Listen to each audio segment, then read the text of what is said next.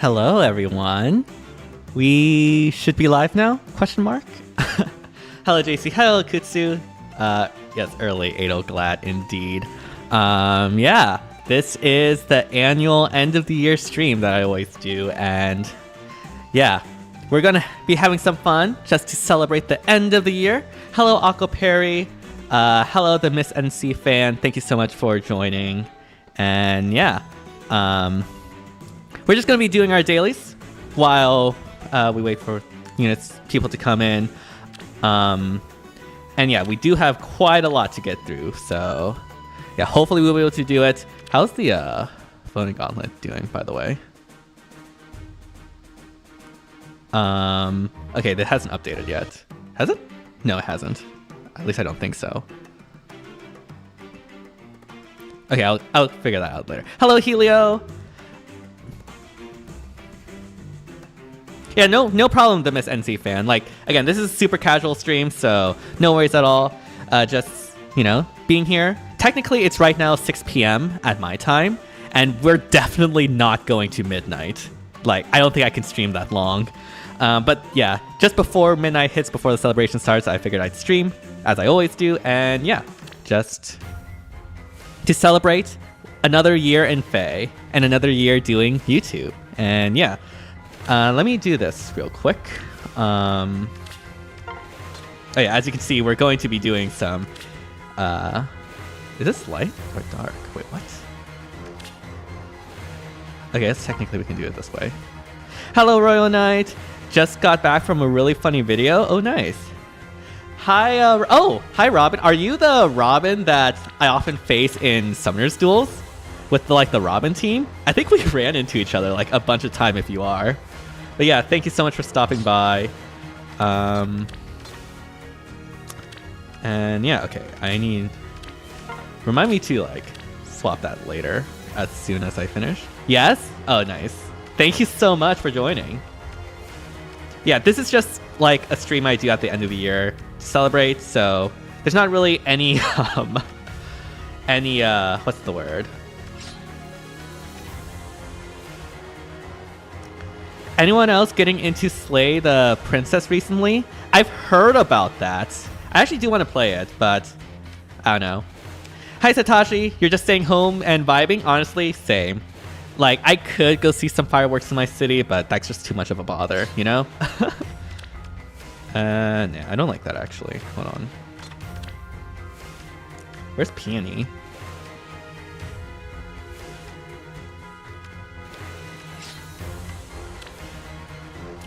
Hi, Elvis. Is Harmonic Tana bad or good? I think she's good.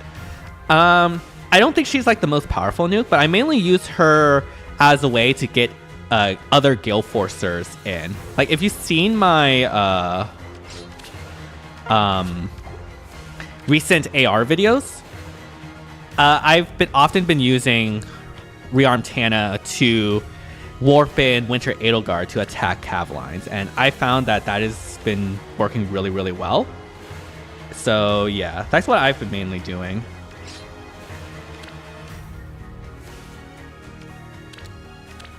Alright, we need a Blade Session on you. Hi, Ethan! Your time zone is a day earlier? Oh, it's already the New Year's for you? Wow. Being advanced here. Actually, we don't need that. We probably want Yuri, actually. Yeah. Hi, Sirlox! Yeah, Happy New Year. No worries at all. Again, this is super casual, so no worries. Don't need to stay here for a while. But yeah, really glad you stopped by, and yeah. Okay, this is good enough, I think. Yeah, I need to do this before it runs out. So we're going to do HLF, we're going to do dailies. Before we get into the actual content. I bestow my blessing. I agree. My arrow will pierce the heart. Wow, okay, that sucks. Are you serious? Okay. Please tell me you at least wow. 50 damage, okay. right, there's 2. I won't disappoint. Oh, yes. Of course. This will be fun. Very nice. Yeah, let's get this going. What? Oh my goodness, you suck. Snowball fight! How is that possible? What? Where to, friend? Okay, I need like some better units. Okay. Hi, Frozen Flame. Oh, thank you so much for stopping by. Glad you were able to make it. Yeah. As ordered. Are you serious? For all life on land. I won't disappoint. Okay, I guess we have to take you out with Ocean. This will be fun. Yeah, we were able to do that, so that's good. Looks like it's my turn. Where to, friend? Yeah. Okay, good. Brr, brisk out. Okay, let's take out Patty then.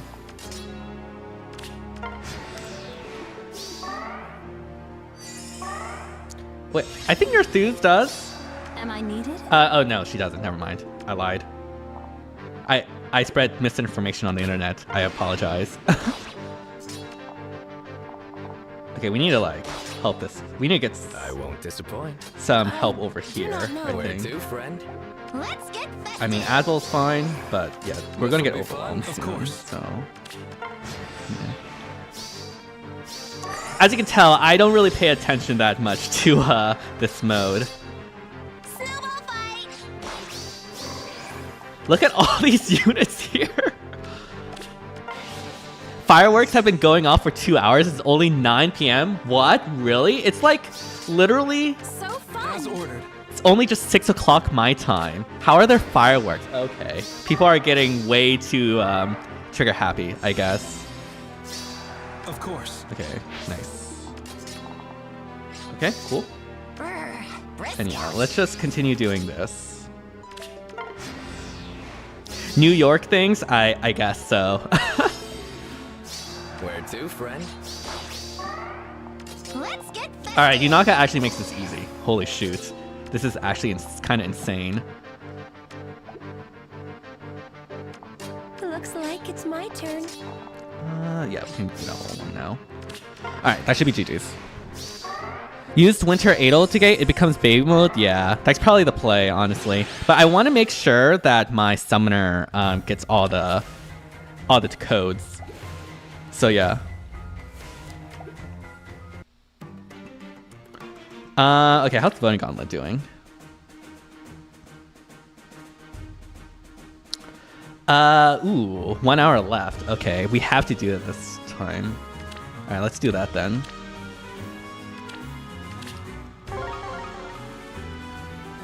We have to expend all our flowers here, which is not optimal, unfortunately, but what can you do, right? This way? Snowball fight! Oh? Also, this what is this like map? Hello? Who do you think will win HR or make top 4? That's a really hard question, honestly. Because it's always super hard to predict. If I had to guess, I think an Edelgard will make it. Now, which Edelgard? I have no idea. But my money's on Fallen Edelgard, per tradition. I do think Legendary Camilla will probably make it. Maybe Legendary Hinoka. Maybe Windclawed even too. There's a lot of good options though. Like I can see a lot of engage units getting in, like Legendary Alir or Veil. I can see them getting in. But yeah, it's gonna be really hard. Did I hear Legendary Camilla Adel Glad? I mean, it's possible. Okay. I guess a sort of spoilers for the Barracks tour that we're going to do later. But since like Akutsu is here, I do have something to show. Somehow, despite never going for her, I happen to have all of the Camillas besides Legendary Camilla, basically. Obviously, I haven't summoned on that banner yet, but yeah, somehow, despite never going for her, I have like Camilla Emblem besides Legendary Camilla. Like, how is that even possible? Where's this luck on like other characters whose game I've actually played, right? I mean, who knows? Maybe we can free summon Camilla, but I'm not gonna summon yet. I'm gonna wait for later. Yeah, that's what all Camilla sims always say. Okay. But like seriously, I have never went for a single version of Camilla. Like genuinely. Alright, let's do HOF. It's such a shame we don't have Occultist Strike or Flared Mirror here. But it's fine. I will probably I'll probably get this, I think. It's yours. Also, you can tell which one I'm focused on. It's so hot. That should be good. Where to? Get everyone out of the way. I am mystery. Let's have some fun. Of course. Yeah, okay. Let's do that. Yes, I'm the exact same Royal Knight. Like, it's actually insane how much Camilla loves me.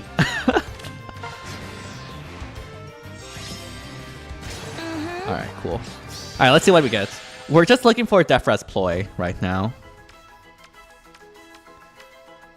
And we're not. Okay. Awakening and 3 houses HOF will be cracked. I'm saving my souls for thee. Yeah, I am so excited for Awakening. I really, really want Legendary Crom mostly. Mainly because I've never gotten him. How do you do? Okay. I have an idea. And like I don't want this as much since I already have her as plus 10, but like, you know, having another Lucina that I can get Armor Deacon and what's the word? Let's have some fun. Of course. And Savvy Fighter 4 would be pretty nice. And Distant Dart as well. That would also be really nice.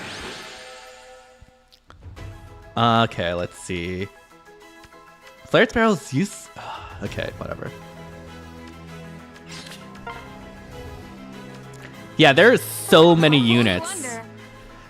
Thankfully, I am very prepared. It's so hot. If you see my like orb stat or soul stash, I guess that's what it's called. Nice. A swim sounds nice.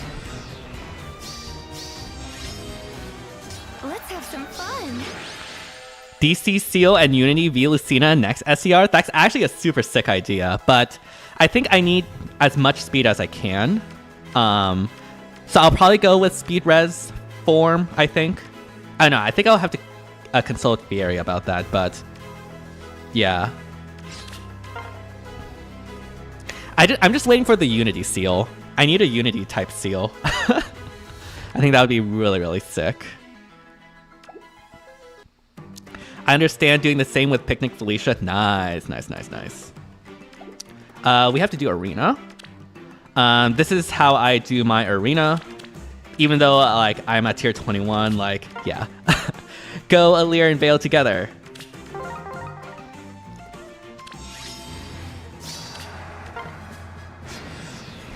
Okay, why are you guys separating? Hello? Don't do that.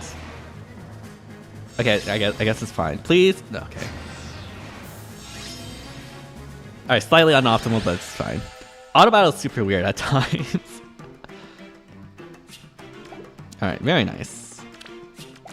Alright, we just need to do this some more.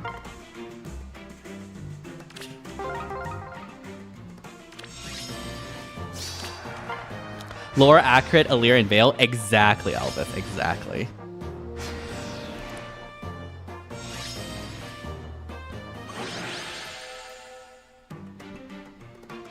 Still waiting for bounty and honor seals. Honestly, they could pass on that. JC. I don't really care much about those. Has anyone actually used bounty and honor seals? Like, I forgot what they do. I just know they're worthless, I think.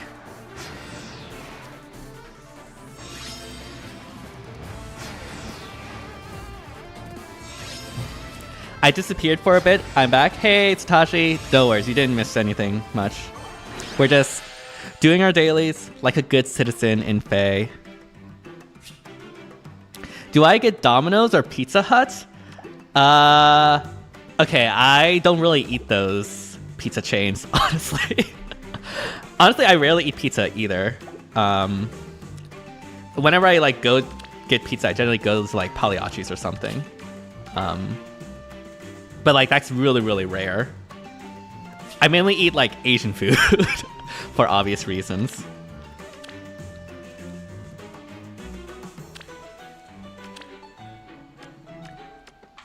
And Chipotle, I guess, at times.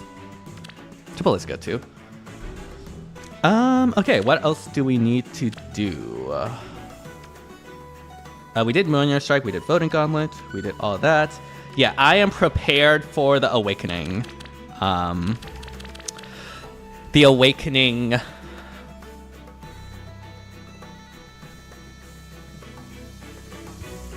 HOF. I don't know why it took so long for me to say that.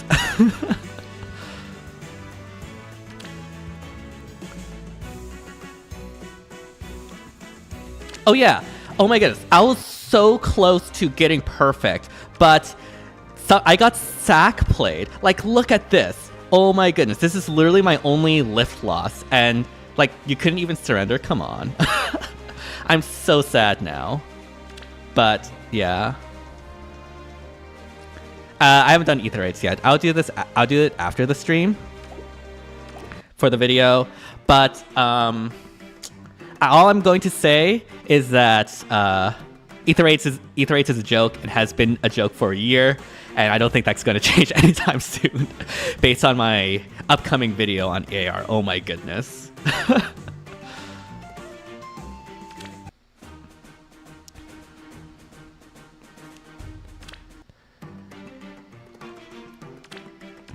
Do we have any of this? No, we do not.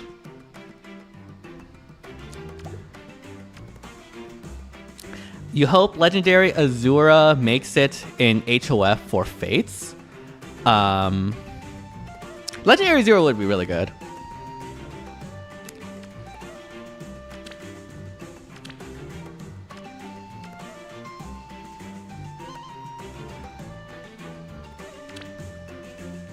Okay. Even Turn Sather is all I ever wanted. Even Turn Sather or New Year's Sather will be very interesting because I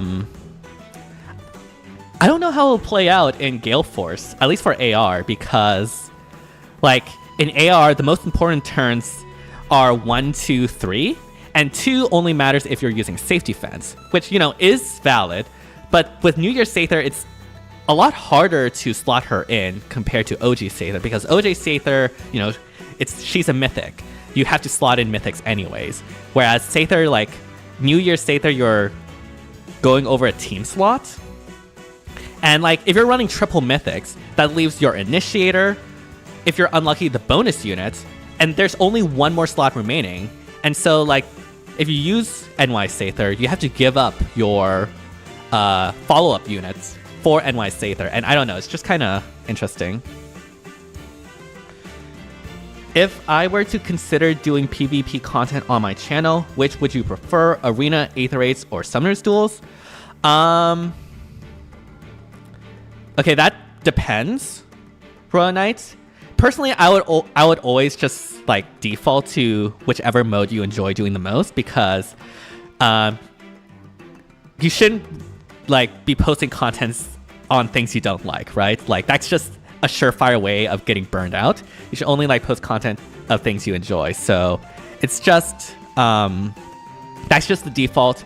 Personally, I think the easiest it will be Aether Rates, mainly because you can do it weekly, daily, twice a week, however way you want to split it, and it's very consistent. It's not like Summoner's Duels where it's like only once a month, or Arena where it's just literally one video a week. Like I personally do Aether Rates like once a week, but you don't have to. You can do it daily or once every 2 days, etc. So I think Aether Rates just has a lot more flexibility. But again, just default to whichever mode you enjoy doing the most. Have you watched the Shadows video on 6th Aether? I have, actually. Like, so many people pinged Shadow when New Year's Aether was revealed, and yeah. If you manage to get 6 Aethers, that would be a very interesting defense. Obviously, you need to summon for 6 Aethers, so I don't expect it to be that popular. But you know, you never know. DTM, what do you think about the new seals of the Tempest? I really like them. Like, the DC melee seal disencounter will be very, very cool for a lot of units, especially those that prefer to have the A be something else. Like, they have a perf A, or you know, like, they want to run triple stacking Unity or something like that. So honestly, it doesn't like push the ceiling, but it does give a lot of units more options, which I really, really do like. So I'm a big fan. All right. Who do we think? Do we think Prime for God Source is dead? Thanks for DC Seal. No. Prime will be optimal for I think for a lot of Omni tanks, they'll default to Prime because Prime gives more stats. However, there are certain units that I think will make use of the DC Seal very well. And at the end of the day, it is also like a more F2P friendly option. So yeah. But Prime definitely still has a place, mainly for, yeah. Thoughts on Savalan Shield, Hardy Fighter, DC Seal, Brave Anal card for SD? That's kind of toxic. Please stay that away. No, just kidding. I don't know about DC Seal in Summer's duels, but I guess it could work. The question is, are you going to be accidentally charging the opponent's specials when doing that if you get doubled? Because that's always my fear when doing retaliations if you don't kill, right? So, I don't know. I guess you have to sim it or test it out.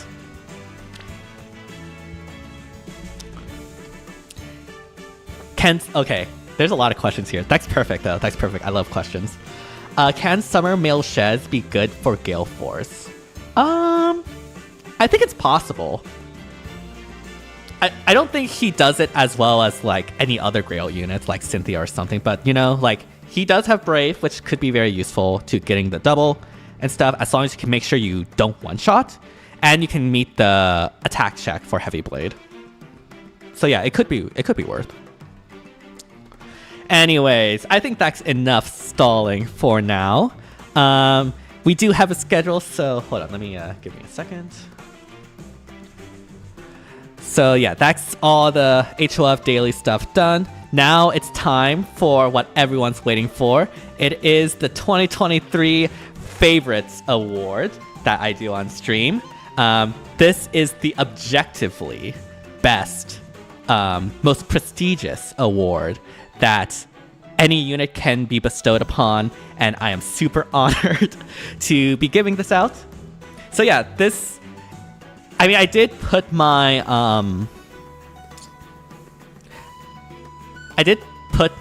okay, hold on. Which is better for you, God Bearing plus No Quarter or Gambit plus Miracle Aether? The short answer is that depends. Like, genuinely, it depends. Anyways, yes. I did post my top 5 favorite units released this year video, so there obviously will be some overlap, but we do have specific categories for these awards. And yeah, nothing else to do but to start on the best new hero that was released this year, my favorite new heroes, and I don't think this will be any surprise. It is Brave Golveg. Brave Golveg genuinely is my favorite unit released this year. Like, she, especially considering the context of CYL7, I did not expect it, but she turned out a surprisingly compelling character, not going to lie, despite my issues with book 7. And yeah, like, she's also super, super fun, and I love using her. She literally took over my channel since her release. Like, every single Aether Raids video has featured Brave Golveg, and Brave Golveg is by far the unit I've used the most in Aether Raids. And so, yeah, Brave Golveg is the best new heroes released this year. At least my personal opinion. change your icon to Govek now. You and Oblivion have the same mind, Satoshi. Maybe I should do it for like April Fools or something. Actually, I'm gonna write that down. But yeah, so my favorite new heroes of this year goes to Brave Golvek. Now for seasonal, and also by the way, special type is like Ascended, Rearmed, or Attunes. Unfortunately, there isn't another way to get that into the space, so that's what special type means. And yeah, the best seasonal, again, shouldn't be that much of a surprise if you watch my top 5 favorites, but this one is definitely a huge late addition. But, you know, sometimes, I mean, it was last but certainly not least. It's Winter Edelgard, again. My second favorite unit released this year. What can I say? Like, I love Gale Force.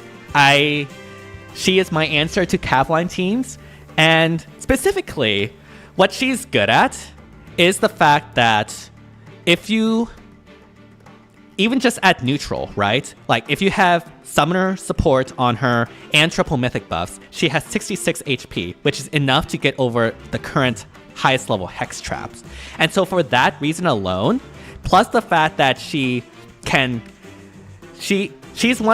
I think the only unit that has 66 HP and can be Fury'd to below WOM because she has triple actions. I don't think any other unit right now has that ability. And that is including when like being able to proc Gale Force consistently. And so yeah, it's for that reason, not really because of her damage, although the damage is obviously a big boon for her. But it's the fact that she can easily charge Gale Force. She has 66 HP, and she can get into WOM despite having 66 HP. That makes her really good. And so yeah, for that reason, Winter Edelgard's here. Alright, now Golvek is definitely the complete opposite of Lucina and Tuya. Okay, Mask. Okay, you don't have to go that far, alright? Rub it in, why don't you? Anyways, reward, honestly, for the reward, I'm not gonna lie, like, we definitely had a lot of, like, good award units, like, in terms of, like, the units and their kit, but honestly, I wasn't really that impressed, like, I guess, emotionally to any of them, really. So, by default, I think it has to go to the one that I personally, like, just vibe with the most, and that is Lumera. Yeah. I don't have anything to say, but I actually really do like Lumera. I really like how they included her in Fae as a Grail unit. I thought she would be a Mythic unit, but it's honestly pretty cool, honestly. And she was like the F2P savior for a while, so a lot of people like built that up. And so yeah, I really like Lumera. She's pretty cool. Nothing else to say about this. Again, like, I wasn't really that attached to any rewards. Also, this does not count legendary, or not legendary. This does not count Male Lear, because Male Lear technically isn't a Grail or Tempest Trial unit. Just FYI. Even though he was obviously like given out for free. Alright, favorite Resplendent. This one won't ever beat last year, because last year we had Brave Lucina as a Resplendent, and so... Okay, Mask. Yeah, there weren't a lot of Resplendents I particularly liked this year. Again, none of them were going to beat Brave Golvek. I will say an honorable, like, runner-up, I think will be Rearmed Female Robin. I think Resplendent Female Robin had a really, really good art and really, really good implementation of a Resplendent, but ultimately I just had to go with my heart, and it is Corrin. Yes, like everyone in the chat has already guessed that, but yeah, Corrin is definitely my favorite Resplendent art of this year. Like, the outfit design and art is just absolutely perfect for her, and yeah, I really love it. Like, she was one of the few ones that I was tempted to get the FEH pass for, but I didn't because I held strong. For all you F2P folks out there, I've held strong this year. But yeah, really like the Resplendent. Okay, so best remix or refine. I mean, this is not best. This is favorite. So if this was just for best, it would be Seliph, like hands down. There's like no denying that Seliph got the best refine this year. But this is not best. This is my favorite. And yeah, there's going to be... I was honestly debating this quite a lot because there's like a bunch of ones I did not care about and some of the ones that, you know, are around the same level.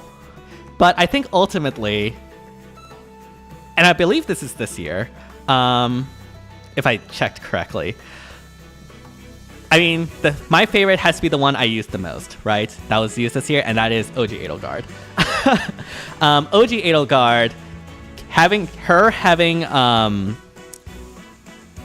Raging Storm in her weapon is just absolutely amazing, and I absolutely love. The solo condition on her does kind of sting because it means that you can't really use WOM 3. You have to use WOM 4 if you want to use her as a follow-up unit. But I personally use her as an initiator, specifically with the Double Fury AoE Special Spiral build.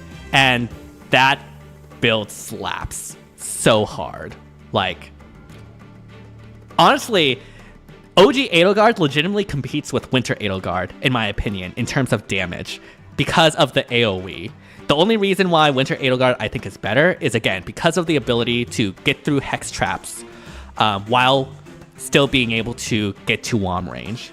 That's why Winter Edelgard is better, but if it wasn't for that, yeah, like, Edelgard Refined was just so much fun, and I so really love the special spamming build for OG Edelgard as a Gale Force Initiator, so yeah.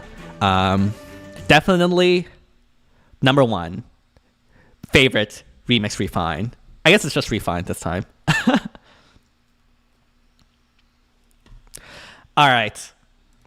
Next up we have is my favorite debut. So debut is like whatever version of the character, whichever first version of the character that was released this year that I really like. And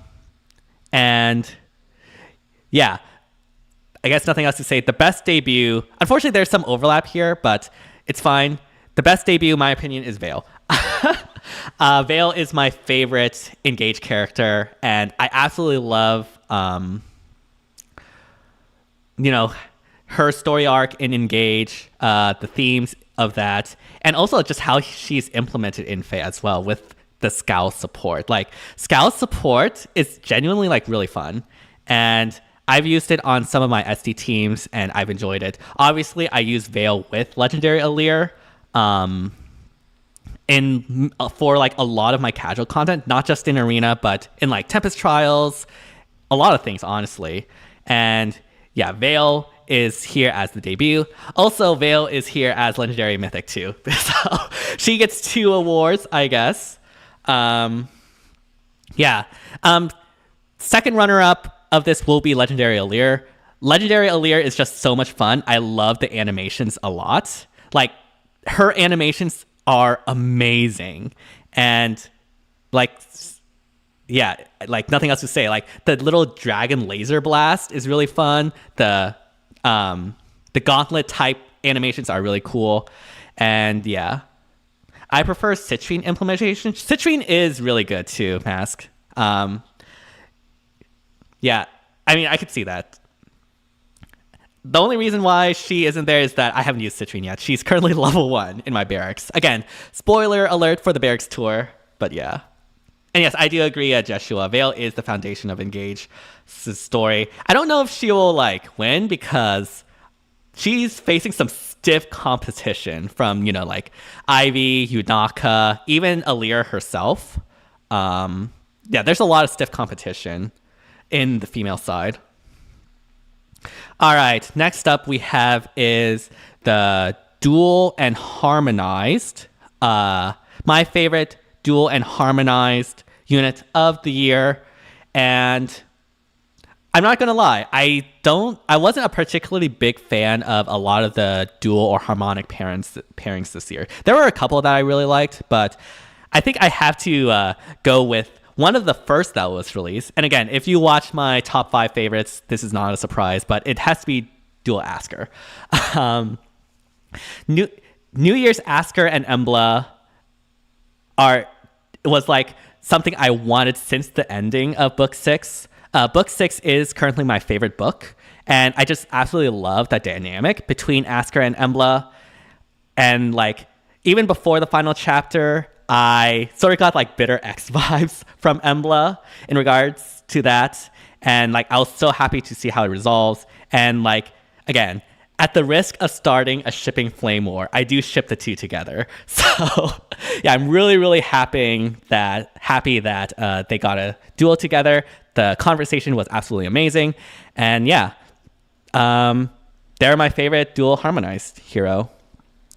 Honorable mentions, I think, go to the Tikis. I was a big fan of the bridal Tikis until the harmonic conversation, and then I just became a huge fan. That harmonic conversation was absolutely amazing, and I love it so much. So I became a fan of that. I also like the Annas, mainly because of the paralogue. They're absolutely hilarious there. But yeah, I have to give it to Asker and Embla.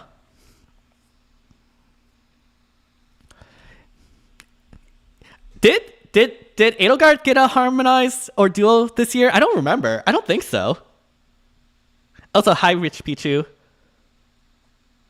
Yeah, I don't think she got one. Yeah, unfortunately, we can't get a bingo. Yeah, last year had Edelgard and Altina. Right. All right. Last, we have the special type, which is basically means attuned, ascended, or rearms. Pretty straightforward. And this is just by default, but it has to go to rearmed Lucina. Like, apparently rearmed Lucina is very good. Like, all the folks in the Chinese community, SD community, is like really popping off, apparently, with rearmed Lucina teams right now.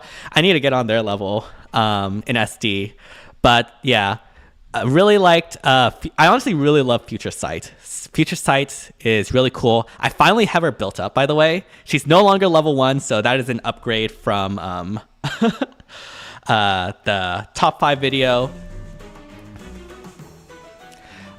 Rearm Lucina is popping off with Yunaka or any unit with high DR reduction. Okay, I might need to get on that because I do actually have Yunaka. Okay, we're gonna talk maybe tomorrow or something about that. But yeah, again, like unfortunately, like I'm not the biggest fan of the art.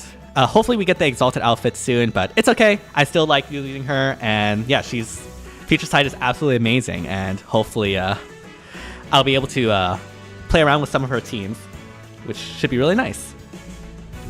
So yeah, these are the 2023 favorites of the year. Obviously, these are the most prestigious of awards. So, you know, Golveg, Edelgard, be thankful for the awards. No, just kidding. But yeah, I think this is mainly to be expected. Also, I realized this like in the top 5, but I'm also realizing this now. Like, this is literally all females besides Asker.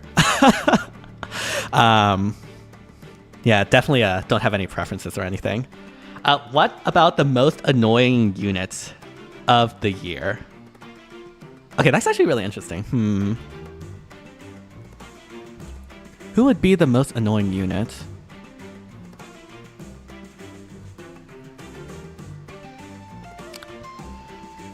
I don't know, honestly. I didn't really find that many units to be that annoying. Like, people will say Windclad, but Windclad was never that good. Okay, come at me.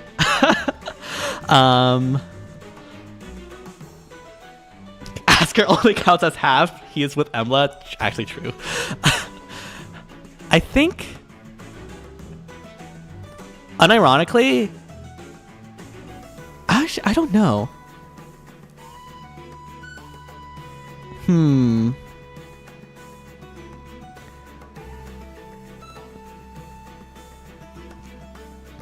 Like, not Legendary Hinoka because My Valentine's Lucina destroys them. Not Winclaw because My Valentine's destroys them.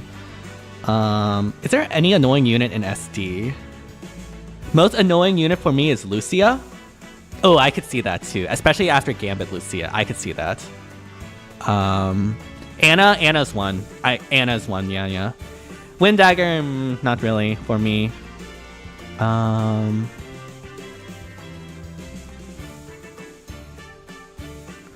Legendary Robin, I use Legendary Robin, so I can't say that. I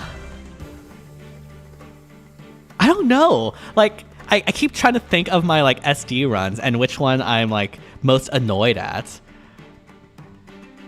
But I can't think of anything.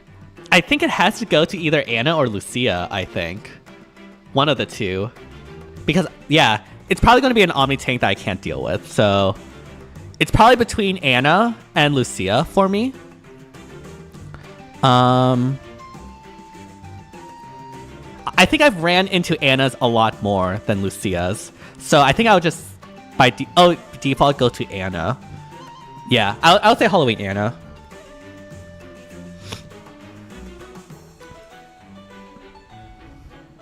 I remember, like, this one team in SDS where I literally couldn't kill Halloween Anna because Vale was supporting her. And, like, none of my... I just, like, got walled. And it was just, like, absolutely so annoying. Okay, it is Anna. It is absolutely Anna. Yeah. Alright. I guess that would be the most annoying unit. Although, genuinely, like, Vale, despite being one of my favorites, is also super annoying. Remember that time you got walled by Miracle Alencia? No, I don't remember. I've blocked that from my memory, Akutsu. Yep, nope. Alright. Okay. Alright, we've now finished up with the favorites. Biggest summon regrets. My biggest summon regret was not summoning for Rearm Tana at her initial banner. It was literally the only time where I have regretted not summoning on something. So yeah, that would be my biggest summoning regret. I generally don't regret summoning or not summoning, mainly because I generally try to manage my orbs and summoning stuff like really, really hardcore, which is why, yeah. I mean, you have to do it when you're like F2P, right? All right. Okay, now we can move on to the special banner tier list. Also, as you can see, we have like a lot of things we're doing. For the special tier list, I'm basically just ranking this off of how much I like the banner overall. There's not really too much like thought process into it. It's just like how much I like the theme, how much I like the character choices, how much I like the individual outfits, how much I like the unit designs and stuff like that. Yes, Mark was this year. I know, years go by fast. The time when a player had to deal with guidance 4 without guidance themselves is painful. Yeah, please don't remind me, Mask. Yeah, anyways. But yeah, we can start off with a bang, honestly, on this tier list because I think the 2023 New Year's banner was actually peak. I loved everything about this New Year's banner. Again, my favorite duel came from here. I also love the Awakening, Yarn, and Pan as well. Always love Awakening. Ash is also really, really nice. And again, like I'm a huge fan of the New Year's theme, and they killed it out of the park this year. And so, yeah, really, really like this year's New Year's banner. Excuse me. Next we have is the Cadian banner. And I think as a concept, the Cadian banner was pretty neat. Like, I always like game-inspired thematics. Like, the Plegian was one of my favorite themes of the year it was introduced. I was a big fan of the Hatari one. But this one was okay.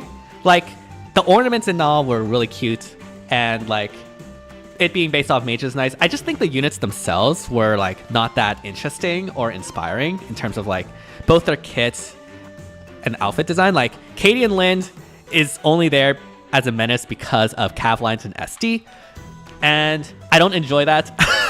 So yeah, that gets some docked points for me.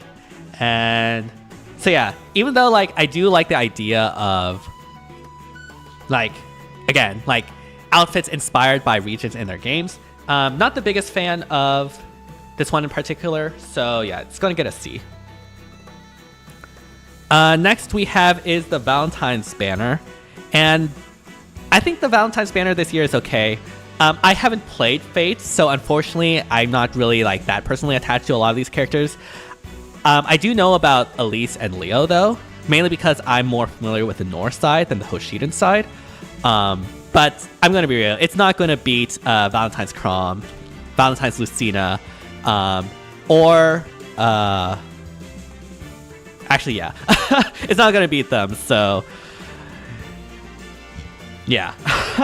Nothing else to say. Like, again, I really like the Valentine's thematic too. It's just that I'm not really a big fan of a lot of these characters. So this is just personally for me, so I guess it gets a B here.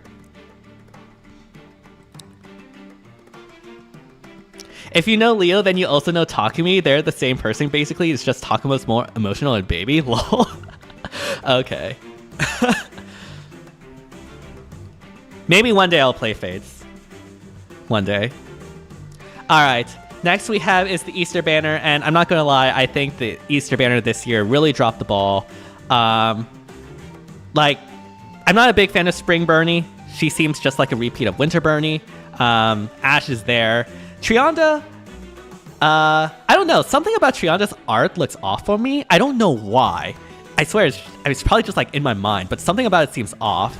And why in the world would they put Carla and Freya in a harmonic together, but not have Freya be the lead? Like, come on, IS. Like, are you serious? So yeah, this is a D. It would have been a C if Freya was in the lead, but no. Alright.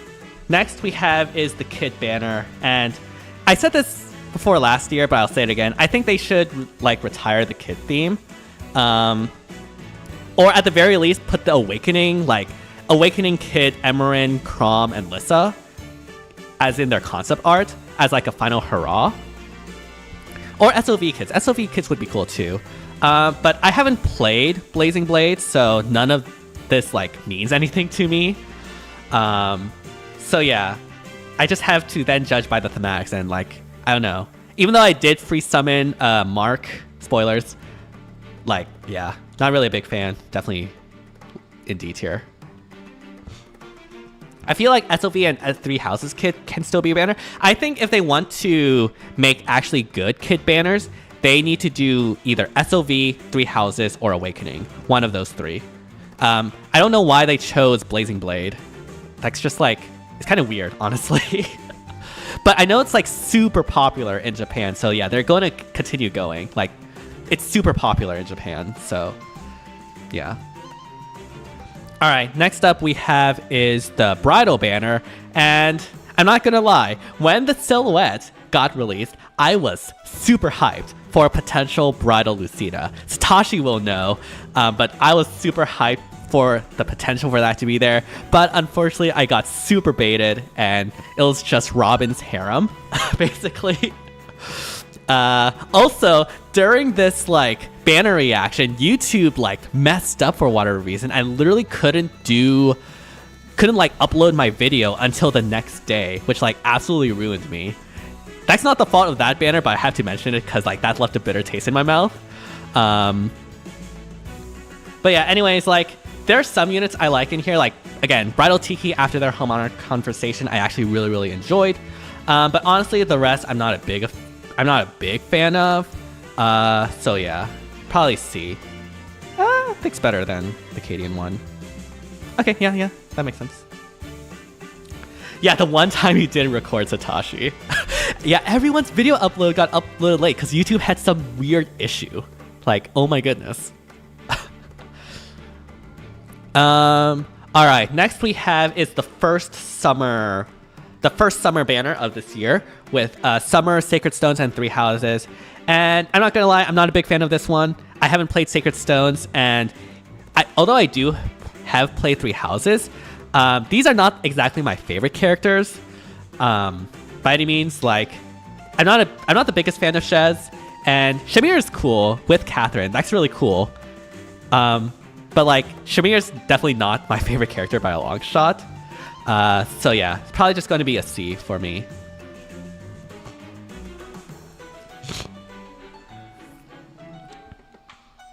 Binding Blade would also work? I guess that's true. Ephraim was so hyped up. Ephraim's hyped up in Summoner's Duels, I think.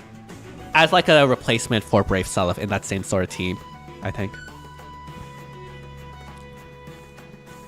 Alright, next up we have is what I like to call the bait engage banner, because like we had Ivy in the silhouettes and everyone thought, oh my goodness, it's an engaged Summer. No, I was literally the only like engaged unit there. Come on, IS. And yeah, we did get Brodia literally the next banner, but at that moment it was like, what are you doing, IS? Oh my goodness. But yeah, I guess for a banner themselves, I actually do like a lot of these units. Like, Ivy, I really liked. I actually also liked Amir and Air together, and I really liked their outfit there.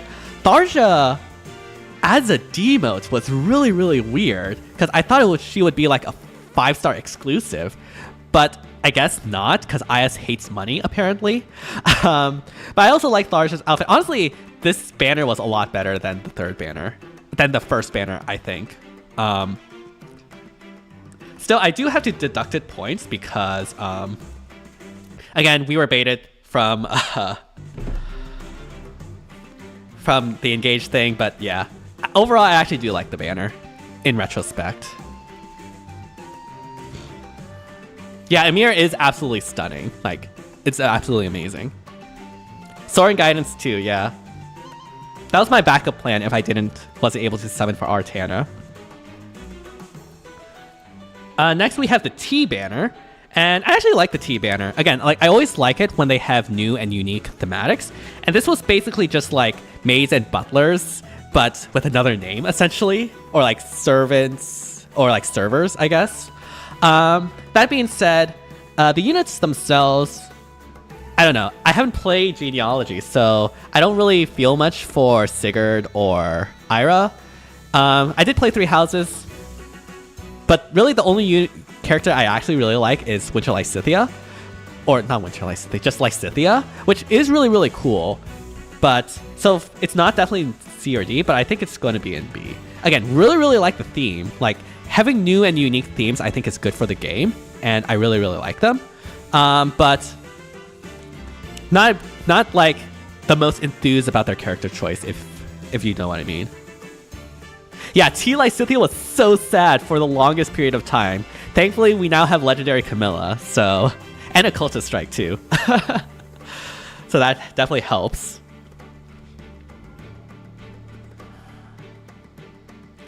All right, next we have is the Wind Tribe banner, and actually, again, I always like it when they have new and unique themes. Wind Tribe instead of Ice Tribe. Actually true, Helio. Actually true.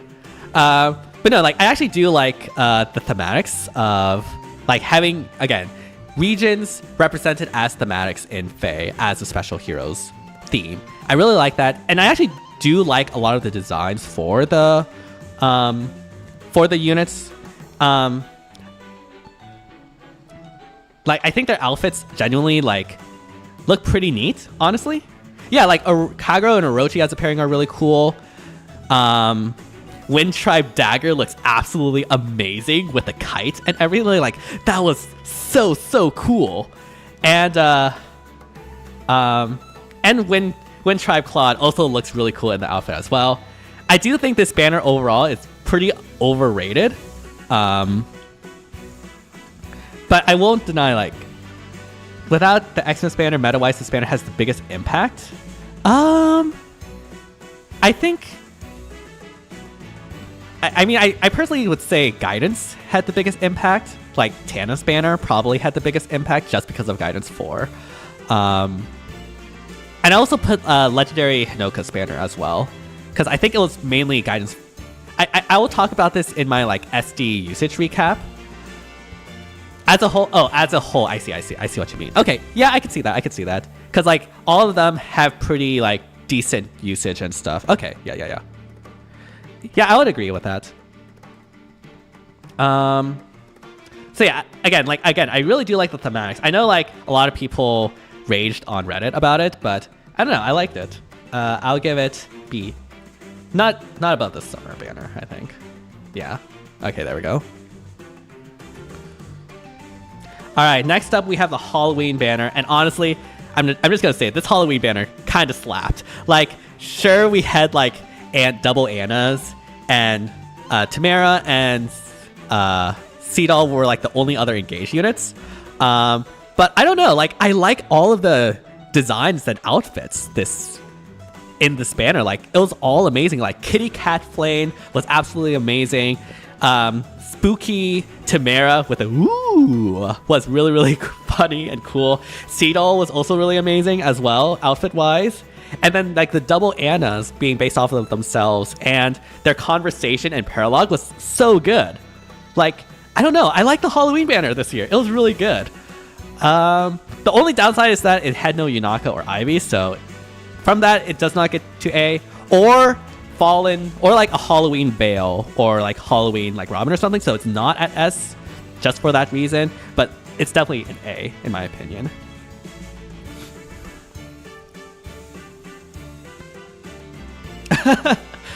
No bias there, Mask. Alright, next up we have is the Ninja banner of this year, and I'm not gonna lie, I'm not the biggest fan of the Ninja choices this year. It was literally saved by Micaiah basically being there. Like, I know I'll like make Oblivion mad, but like the only reason why Zelgius is a good addition here is because he finally has his red armor. That's about it. But other than that, like, I don't know. I'm not a big fan of that. I'm not a big fan of the other units as well. Again, the only reason why I particularly have fondness for this is because of Micaiah, but she's not even in the lead. Like, you have Sonaki in the lead? Like, what are you doing, IS? Okay, yeah, C tier, whatever. Yeah, Micaiah in a ponytail is peak. That's the only reason why it's not in D tier.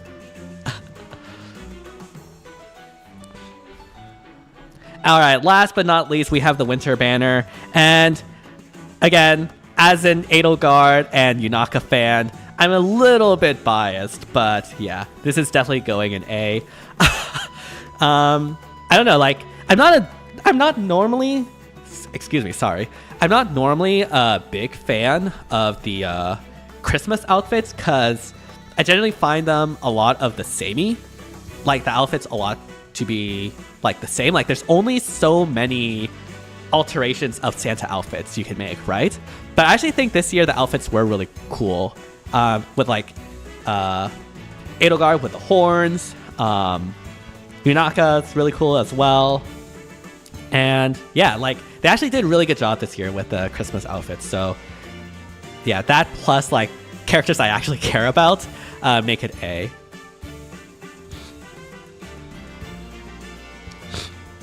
Excuse me.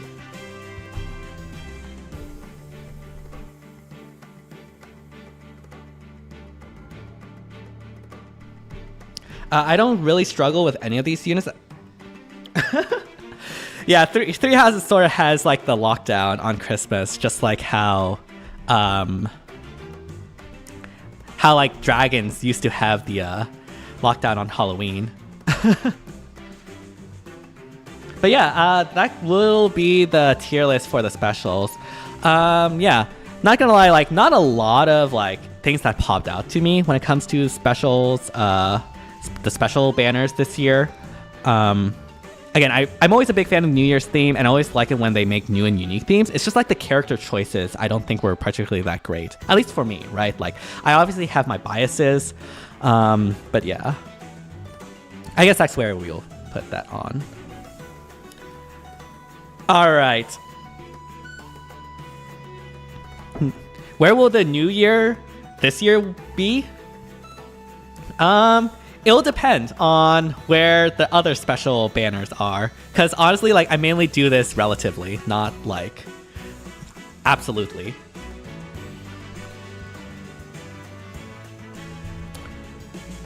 Do you think we might get a dual Lucina? If we get a dual Lucina, I really hope it's like Lucina with who would I want it with, actually? Okay, that doesn't count, Jay. You know it doesn't count. I don't know actually who I want dual Lucina with. I don't know, maybe like Severa? If it's a duo? Or like Tiki, if it's Awakened. If it's like Future Past based. Cynthia would be cool too. I think it would be Tiki if it's based on Future Past. Chrom Father Duo is also an option, yes, yes. If it's a harmonic, honestly, I would actually be down for Lucina Alir harmonic. Like, that moment in chapter 11, I think, was actually really cool. Like, her being like the symbol of hope in that moment was so good. I love that a lot. Because it like completely fits her character being like the person that brings hope, right? So yeah. I actually wouldn't mind Alir and Lucina, whoever's in the lead. I don't care. All right. Okay, yes, the Barracks tour. Let's do this.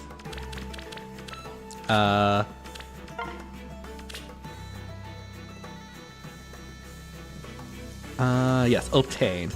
All right, so I had to take notes about this because I actually been moving a lot of my units and things around, so it sort of kind of got cluttered. But yeah, every year we do a little Barracks tour of the year, and yeah, we're going to start obviously with the unit we first gotten, which was Sather.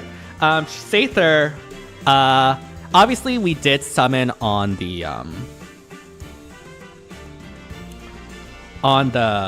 her initial banner, but I also summoned on Shez's legendary banner as well, which I think got her to +3. And then after that, I basically just waited until the final like Astra stream that I did within the revival when she won like the Twitter poll. And yeah, that journey was actually so hyped. Satoshi, I think, was there. Oblivion was also there. And yeah, this was a really, really good summoning session yeah, I'm so glad Sather's +10. And yeah, I'm 2 merges away from Perfect Astra, which is really, really fun and really exciting. And hopefully we can get Reagan before the Spark when her remix comes out. We also have Raphael. I got this from Hollow Forms, obviously. I free summoned a Brave Seliph. I don't remember where I got this Brave Seliph. Like, I genuinely don't remember which banner this was. I think it was just like some random, I guess, weekly banner or something like that. I don't know. But I happen to have Brave Seliph here. This was pretty early in January, I believe, because I do remember using him in like Summer Duels, I believe, pretty early on. And then, yeah. I don't remember where I got these units either. Where did I get Amir? I don't remember. Yeah. Okay, so this Veronica, we got this with H. Actually, no. This Veronica I got in Shez's banner when going for Sather.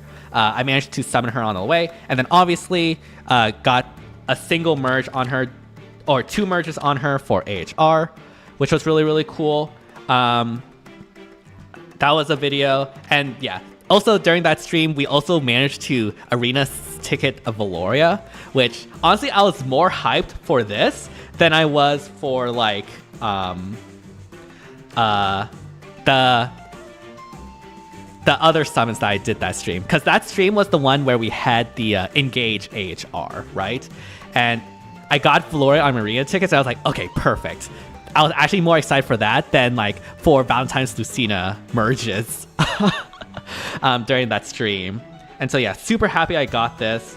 Edelgard here obviously is from Hall of Forms. Managed to pick that up with a really cool near save kit. And then, yeah. We need to talk about the Valentine's Lucina summons, right?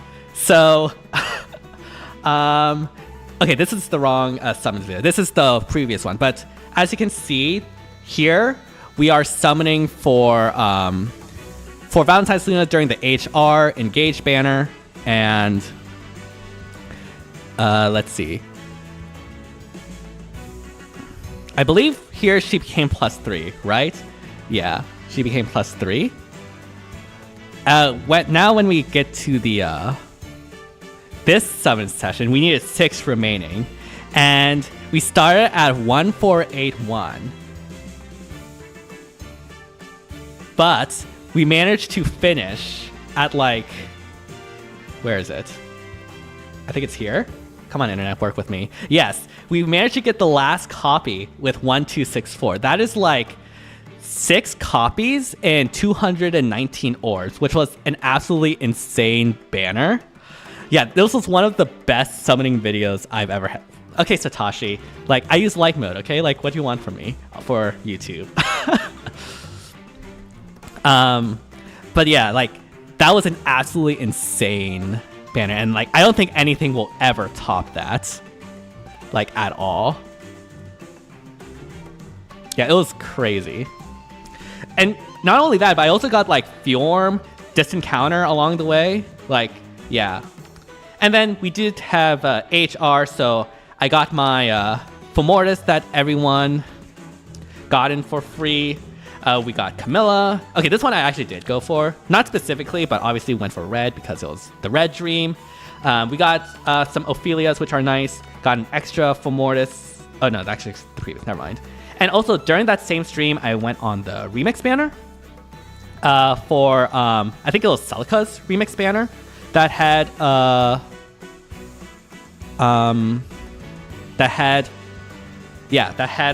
legendary Eliwood running alongside, and I managed to get Eliwood in very few orbs too.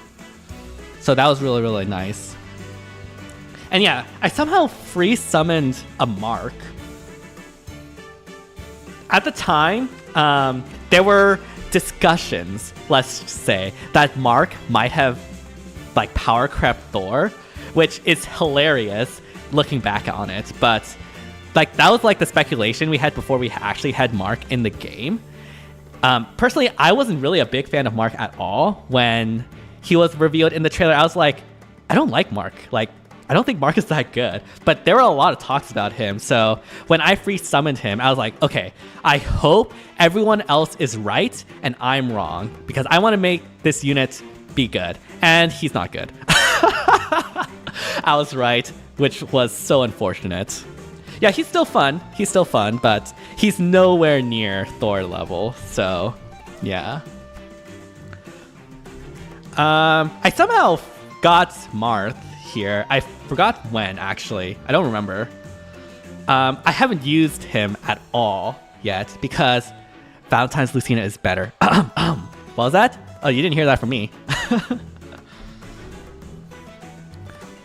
I free summoned a Monica. I forgot what do you have? Oh yeah, you have Tempo. That'll be useful later.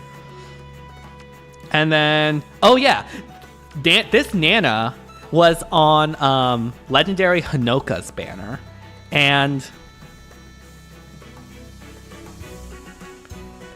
yeah, this Nana, like everyone was super hyped for Hinoka's, and I was like, yeah. Excuse me. I really hope I can free summon a Hinoka. Nope, I free summoned the wrong legendary. So, yeah, I have a Nana now that I've never used, ever. Could have been a Hinoka, but it's fine. It's fine. I'm voting for Yunaka right now. I don't think she has the multiplier though, so she might have lost this time. So yeah. Also, we have this Maria here that I summoned last minute. Obviously, I did skip the Guidance 4 banner with rearmed Tana initially, and I really, really regretted it.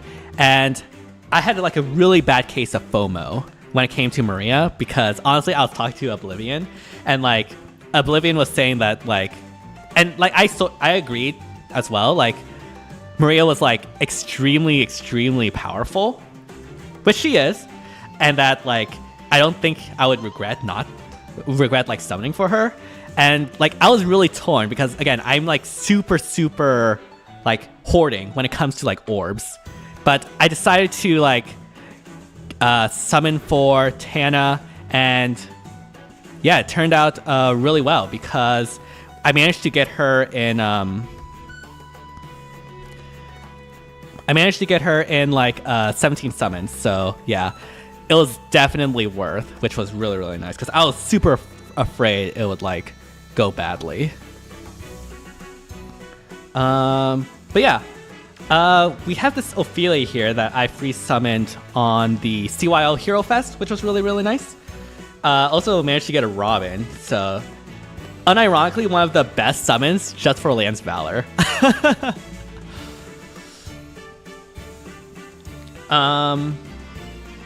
And yeah, this was the free Alir we got. And then, yeah, I summoned on the second summer banner, and it was really funny because I was only summoning for Ivy. So I was color sniping green. But somehow I got Emir on my second summon, which was like, that's amazing luck. But I wanted for Ivy, IS. But no, Emir is really cool, and I did manage to get Ivy. Ivy became my sixth summon on that banner, so the good lucks continued. And yeah, if we go to the like the summons that I did this on, it was this one, the Summer Celebration. Yeah, we got Ivy like really quickly, like just 6 summons in. Yeah, it was here. And yeah, only 6 summons in.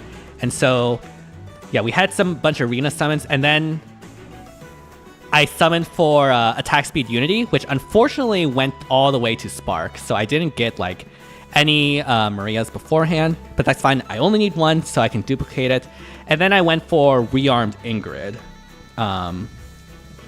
And I got super lucky with rearmed Ingrids. I managed to get like 3 copies of rearmed Ingrid, and a Nerthus, and a Saline, which again, like I was super happy about because I was in desperate need of Soaring Guidance and Guidance 4 fodder at the time. I didn't have Guidance 4 yet, that would be later. But yeah, really happy I got that. Here we can see Camillas are continuing to stalk me, and this is when I finally finished my Camilla emblem at the time. Got some more free summons. Brave Golveg, unfortunate Ivies, but it's okay. Yeah, I also remember the CYL summon. Like, it was like the final circle. I think you were there also, Satoshi, but like it was the final circle before Spark, and we only had Golveg. And I was like, oh no, I'm going to have to miss out on a unit. So we're like, okay, we have some colorless here. Please, Corrin. And it was Makoto. And I was like, Makoto, this is not the time. We want your daughter. But literally the same circle we had Corrin. And it was like, thank goodness. Oh my goodness. It was actually saved. So yeah, we were able to get all 4, which was really, really nice. By far the most used is obviously Golveg. Honestly followed by Corrin and Soren. I think are honestly tied because I use Corrin pretty rarely in Aetherytes, like, but I actually use Soren quite a lot in SDS, so I think they're about the same. Yeah. And then this summons, I remember this. This one, we were going for Tana and Robin. It was which banner was this? It was Legendary Alir's banner. And yeah. The first summon, literally the first summon was Rhea. And I was like, oh my goodness. Oblivion and Joel were there too. And it was like, Rhea was literally the one unit I did not want to see. Like, I would have been fine with the other unit. Obviously, I was aiming for Tana. But yeah, Rhea was like the one unit I did not want. But literally the next circle afterwards, I got Tana, which was absolutely hilarious. I still watch that sometimes. And yeah, this Lucia, I got during... I got a speed copy during that same stream. But this is not actually where I first got Lucia. I actually free summoned Lucia randomly. I actually forget when. When did I free summon Lucia? It was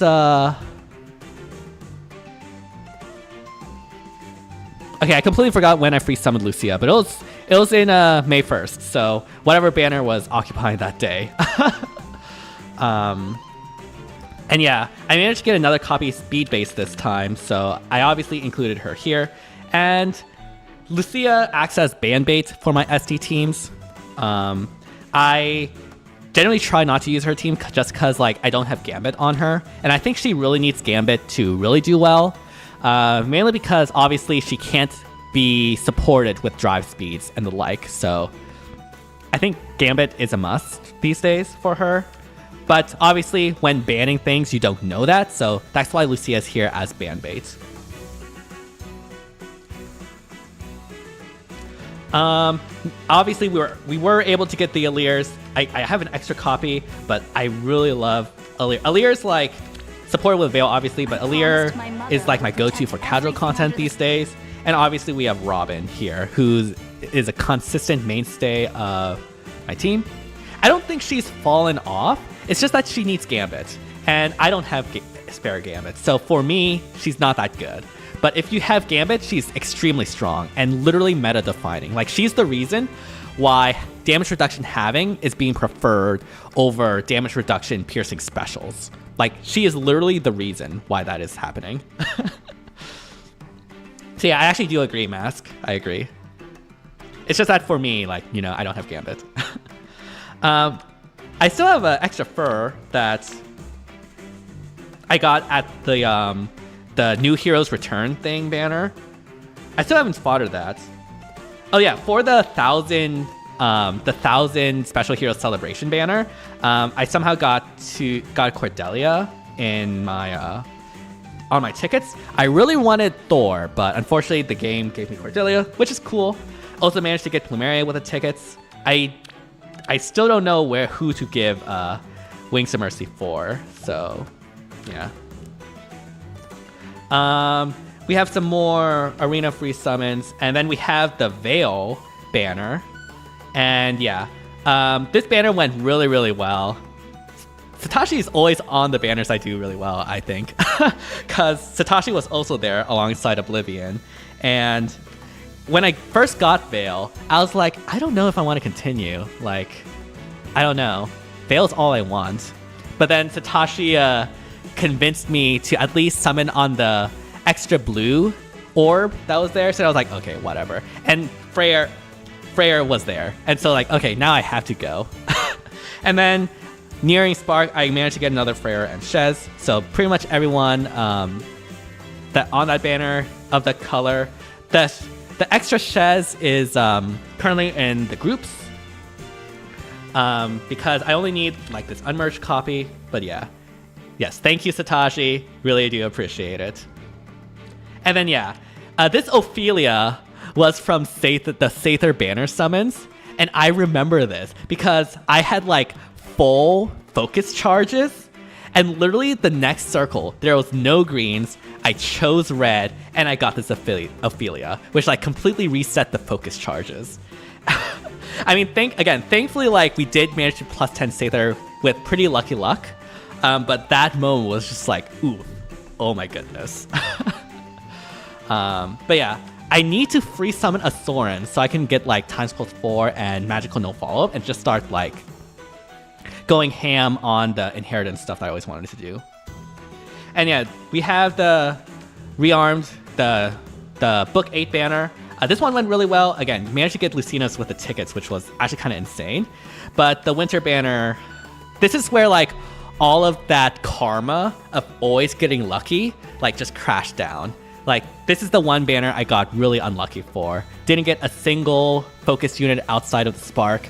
But again, it was the winter banner, so at least there was Spark.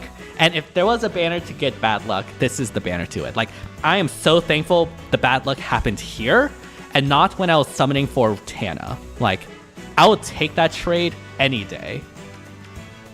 So yeah, as you can see, we did get some 5 stars in between. I don't know what I'm going to do with you. What do you have? I guess Odd Tempest could be useful. But yeah, that's basically the barracks that I have right now. Again, pretty lucky year when it comes to summoning, and managed to be able to get all these cool units, which I've been using. Again, Brave Golvik's the one I've been using the most. But yeah, really, really cool. All right. This is the section. Oh yeah, I forgot to update the schedule.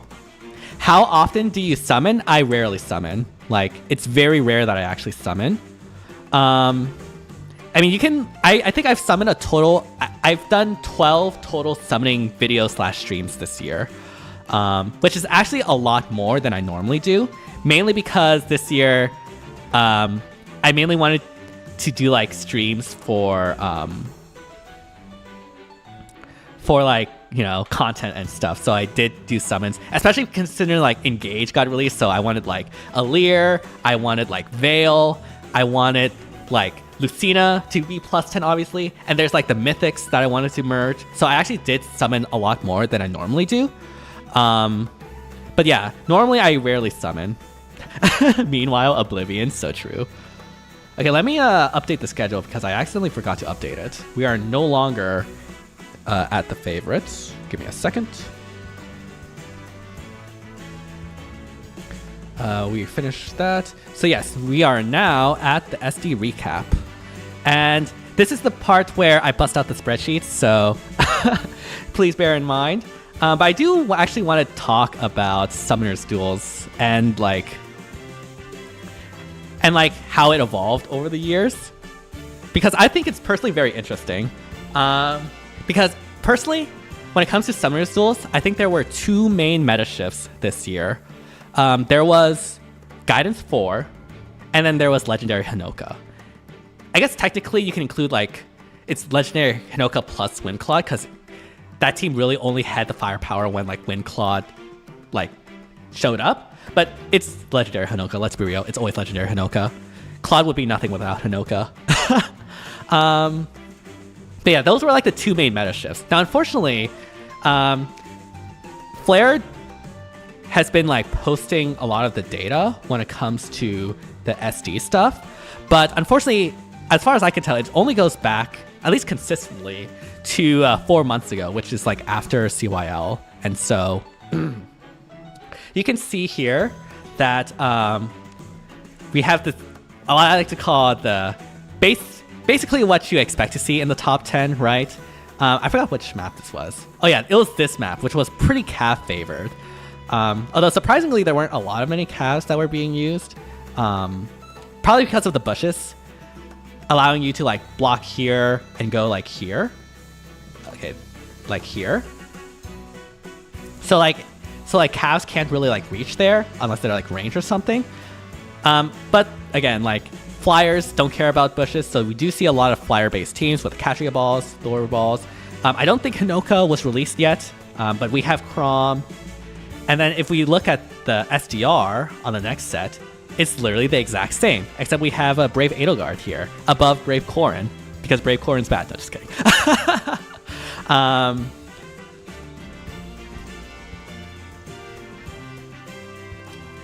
And yeah, like Katria.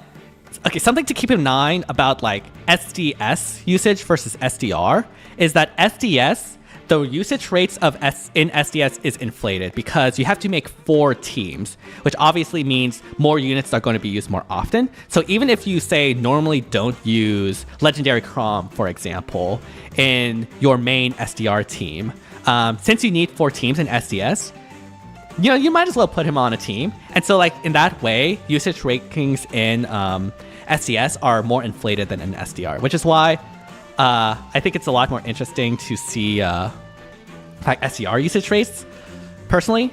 But yeah, this was this map. This is the map I got rank 1 in first, and I was part of the 3 that used Valentine's Lucina. But yeah, like people say SD meta changes a lot. I don't think so. Like, look at this. It's literally the same like units here. This is the introduction of Legendary Hinoka, and I believe this was a very flyer favored map. This was literally so flyer favored. Like, and so obviously Hinoka rose to the top, and this is the meta shift you're talking about. I was talking about before with the 2 meta shifts being Guidance 4 and Legendary Hinoka. Obviously here, Legendary Hinoka, along with Windclad, of course, came to town to make that meta shift. So that was the second one of the year. But you can still see like a lot of the units are still like fairly consistent, right? And something that actually came out with that is really cool is this team synergy. Because of the data that we were able to collect, this team synergy chart was basically... Oh, and it was also erosion, right? I forgot about that. This was also erosion week as well.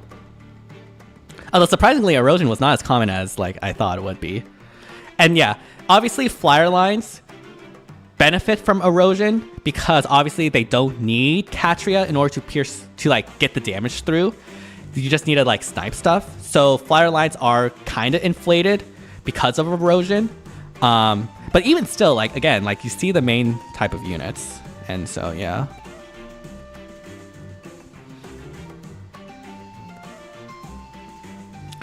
Yeah, I agree, Satoshi. Like, it really only changed, like, in a very long time frame. Again, I think there was two main meta shifts this year, and that was Guidance 4 and Legendary Hinoka. But yeah, something that came out of this, though, that was really interesting was the team synergies. Now, this was based off of comparing each pair of unit. If that unit pair has a higher than expected usage compared to what they would normally do if they did not have a bias, just by their own usage. And so the ones that were the highest have this connection. And from my understanding, the length of the line also represents like inversely from how much like bias they have towards each other. And we can start to see the main archetypes in Summer's Duels with this visualization, right? We have the Catria Ball, which is standard. By the way, this is literally my exact team besides Corrin, since I use Valentine's Lucina, because Valentine's Lucina is better. Okay. We have the Soren Ball. We can see Soren's main partners are either Emir or Asker when it comes to who's far saving. And we also see Shez is often a main component of that because Soren balls generally lack the damage. And because Soren is brave, you like to pair with other brave so you can save your Catria and Cordelius for other teams. And so that is one way like Soren balls synergize with Legendary Shez, which absolutely makes sense. We have the Flyer Ball, and we can see here we have the Claude and Hinoka duo. And something we can see here is Hinoka with Brave Edelgard is a main synergy. And that is because if you're using Legendary Hinoka, you're generally wanting to bring all flyers, right? Which means you're very incentivized to use Soaring Guidance. But obviously Soaring Guidance does not provide warping to armors. But who is an armor that can warp? Wow, it is Brave Edelgard. And so for that reason, Brave Edelgard actually has a really good place in these flyer line teams because it allows flyers to use Soaring Guidance instead of Guidance 4 and still be able to like keep up with the team. And so that's why you see that synergy there, which is really, really cool. And oh, hello Dark. Thank you so much for showing up. We're just midway through our SD retrospective of the year. But yeah, I was just explaining why like how Brave Edelgard has this synergy with like flyer line teams because she can warp. Speaking of Dark, we also have this double or triple raid boss team that has been popping up. This was very popular, I believe, in the CN community. I think still is actually. But yeah, pairing Gambit Lucia with Anna and Alir is just a very powerful tank combo. Obviously, we have the standard support of Thor and Eliwood and the like.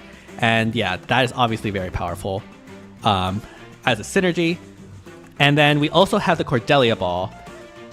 Even though like Katria and Cordelia are interchangeable, you generally see Cordelia more with Awakening teams, which is why you see Cordelia with like Brave Claude, I mean not Brave Claude, Legendary Chrom, Bridal Tiki, and Sonya, since all those really synergize well with her Harmonic. Okay, something I do want to show in the same vein is the cores and pairings which this was generated. I don't know why. I mean, this is just repeating this, right? Like, obviously we also have the conga line. I mean, I think that's fairly self-explanatory. But yeah, this is that in terms of like the core archetypes. And the top pairs I think are super hilarious. Optimal. This is absolutely so funny. Flare deserves a lot of props for naming that. Triple raid boss has become very common. Yeah, it is.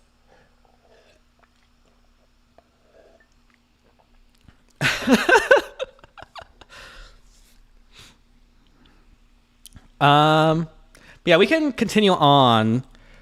And I actually want to show this as well, because this is SDR with this map.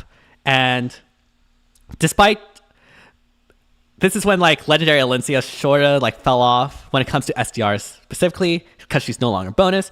But you can see that the top 5 is still the same. Obviously, like it is erosion season, right? Like erosion, it is erosion season, even though like no one actually used erosion in the survey. The fact that erosion exists meant that not a lot of people use saves, and because not a lot of people use saves, there's a less need for Katria. So she did drop down. Even so, she's still top 5, which again just shows that the meta doesn't shift as much. And like I personally used the Katria ball. I think Soft Brilliant did as well. And yeah, because like everyone wasn't running erosion, because everyone expected everyone else to run erosion, like saves actually did gain some value if you did not run into erosion, which was kind of funny. But yeah, we can also see Claw dropping, mainly because, again, Hinoka is the main source and the reason why the team exists. And something that is really interesting here is the regional biases, which we'll get to later. But internationally, like, at least in the English-speaking side, there's a huge bias for running Wind Claude compared to the Chinese community. Unfortunately, we did not have Japanese players in this data because there wasn't a lot that we can determine from the survey. But yeah, at least us in the English-speaking community, we're heavily biased for Claude and Asker, to a lesser extent Hinoka and Alencia. Whereas the Chinese community, obviously we have Anna plus 57%, which is absolutely insane. So you can tell like they're the ones that are mainly pushing this triple raid boss setup forward during this season, which is really, really cool, actually. But yeah. And then we have this one, which, again, you can see pretty much the same units here, as always. Love the memes, though. And yeah, you can see the Japanese community, we actually got data this time for them. And apparently, they're just like Giga Chads, because they're a lot less meta players than we are over here. Like 90% on like CNN, and their highest is like 60. So yeah.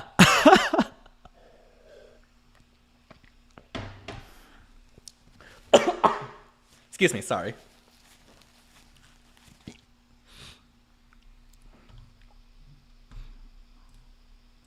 Okay, the most recent SDS, unfortunately there isn't a graphic yet, but Dark, I believe, along with people in the Japanese and Chinese community, made this really cool spreadsheet, which is like actually insane how well put together it is. Like, look at this. This is crazy. But yeah, when it comes to like the units, something we do keep in mind is like Veil is here at 56%. Like Veil was here previously, but she was bonus, right? So it wasn't sure. There wasn't like clear indication whether she's like there on her own merits or whether she's there just because she's bonus. Like she was number 6 here. And while she is at number 10 here, she did maintain like roughly the same usage, maybe a little bit less. So I think we can say that she is at the very least STS viable, which is really, really nice. And yeah, because this was a very Cav favored maps, if you can get over the trenches, Katie and Lynn just like came out of nowhere and like, yeah, just like came out of nowhere to 73% usage, which is actually kind of insane. But something I also want to talk about is, like the regional preferences, right? Like if we look at something like Rearm Lucina here, right? You think, 33% usage. Oh, that's pretty cool. But then you look at the regional like breakdown and it's like, literally only 6 people in the English-speaking community use Rearm Lucina. Only 2 people in the Japanese community used Rearm Lucina. That's like 12 and 14% usage respectively. But in the Chinese community are like actually so based because they have Rearm Lucina at 55% usage, which is actually kind of incredible if you think about it. And we can actually see for Summer Thor and Bridal Catria, like we see 83% usage here, right? In the English, it's just 67, and in Japan, it's even less. It's 64 and 57. But in China, like it is super high. And I can only say this from hearsay because obviously I'm not part of the Chinese community, so I really don't know what's going on over there. But from hearsay, I do recall hearing that there's like a lot more like copy pastas going around in like those sort of communities that everyone sort of just converges to and uses. So that might be the reason why like you see all these like really high numbers for them. I sort of want to go over to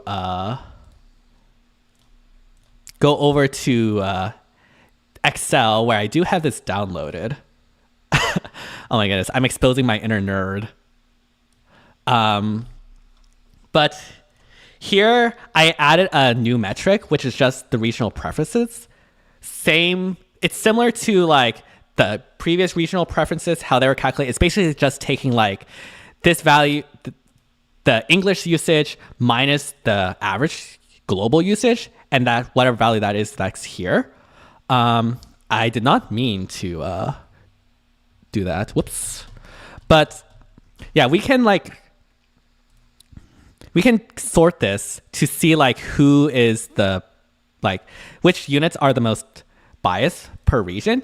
And if we sort this by English largest to smallest, we can see that the English speaking communities are really biased towards Femortis, Alencia, Emir, Sonia, Altina even. I think I know a certain someone that helped push these numbers. Meanwhile, if we go smallest to largest, we are very unbiased or biased against Anna, Sanaki, Lucina, Ninian. Basically, Cav teams during this summer's duels. Like apparently the English-speaking community is less heavy on Cavs than globally. Although you can see here on the Japanese column that it's also the Japan community that's a little less biased towards that. So it's mainly the CN community that was heavily biased towards Cav on the last SGS. If we sort by column O, which is the CN regional preferences from largest to smallest, again, as expected, we see Anna, Lucina, Ninian, Dagger. Again, the Cav teams, as we sort of expect. And from the smallest to largest, we see more. They're not as fond as flyers as, say, English or Japan. Meanwhile, if we go to Japan here, on column P, we can see that they're actually really heavily biased towards flyer lines. Like, if you look at, whoops, I did not mean to do that. My bad. If we look here, like, at the usage of Claude and Hinoka, Hinoka normally has globally 51%, and Claude has like even worse at 38%. But you can see here on the Japanese column that the Japanese usage rates of Claude and Hinoka are at 71 and 78%, which is an absolutely huge gap between like the global usage and the Japanese usage. So you can see like the bias preferences here. Like this is a really heavily biased towards like flyer teams, and which is really, really interesting because like that map was the one with like the 4 blocks in the middle, right? With the trenches. And so normally that wouldn't be that good for charge because charge works on cardinal directions, up, down, left, right. It doesn't really work that well for diagonal range, which you sort of need. But I guess like there was some sort of strat in the Japanese community where they just like figured out something so that like they heavily used Hinoka and Claude a lot more than we do, which again just goes to show like how much there are differences in like the regional communities. Because I think this is also something that I think greatly illuminates how SD communities work. SD communities I think are very tight knit, but right now there's like sort of siloed between like the different languages, so they just sort of like talk with each other. And like we sort of see that centralization where once like a community decides that this is like the meta or an optimal team, you see that proliferate through the rest of the community, but not to other regions and their communities, which is why like in the CN we had all those like cav line teams and the triple raid boss teams from before. In the Japanese community, we see like flyer line teams being heavily biased because they figured something out and they shared it amongst that. And yeah, it's from what basically all this is saying that it's like SD like knowledge does proliferate, but only through like the same language, and it's hard for it to like cross pollinate, which again sort of makes sense, right? It makes absolute sense, but it's still interesting. And then yeah, when it comes to what the Japanese folks are least biased towards, yeah, they're not a big fan of standard Catria Cordelia balls. They're heavily against it, honestly. Wow. Okay.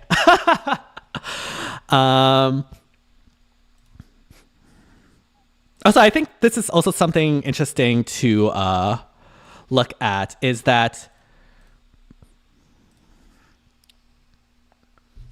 like something that is heavily like, at least when it comes to this data, we unfortunately, just due to the limitations of how we gather this data, we aren't able to get as many Japanese players as we are able to get English and Chinese players. Like you can look at like Winter Male Byleth here, who has pretty much the same roughly even usage from like across the regions, but you can see here 32 and 41. Okay, that's about reasonable. Like they're roughly the same. Chinese has a bit more because gotcha, I guess. But like the Japanese, even though like they have a higher usage than English, there's only like 10 total in the data absolutely that uses them, which means that like we have less Japanese players in this data, which we know is like unfortunately just like a bias, because we know like Japan is probably it's at least the modes where people whale the most. So yeah, that is something to consider when looking at the raw numbers, just like counting towards this. It'll be interesting to see if we can like do analysis that like does some sort of balancing, but it's hard to tell, right? It's just really hard to tell, and how it would be like, how that would be corrected. Also, whoops, give me a second. So yeah, that's like my little spiel on SCs. I just want to share that because I thought it was really interesting, and I thought it would be a really cool way to recap some gameplay and trends, and also just like talk about like how different communities see the meta in different ways. And I think that's one of the beautiful things about FEH, is that like we can all have like legitimate opinions that are different from each other, and like that's amazing. And the fact that there's like no one correct way or one correct meta or one correct answer, I think is what makes FEH beautiful and amazing. And seeing like the different communities like come up with like different things, different like approaches to play the game, I think is amazing, and I love seeing that. Yeah, I also wish the game allowed us to get the data without having to organize, but I don't think they would share that, mainly for probably some sales reasons or something like that.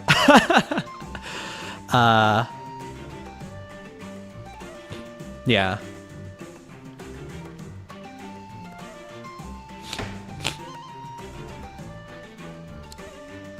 Can I send links? I want to send this spreadsheet, and you can download it yourselves. So yeah, this is the spreadsheet of the most... Okay, never mind. It disappeared. Oh, no, it's here. This is the spreadsheet of the most recent SDS data. You can download it and play with it. I guess it's like, again, super fancy, and I really like it. And I sort of want to do like more analysis, but like, yeah, that takes work.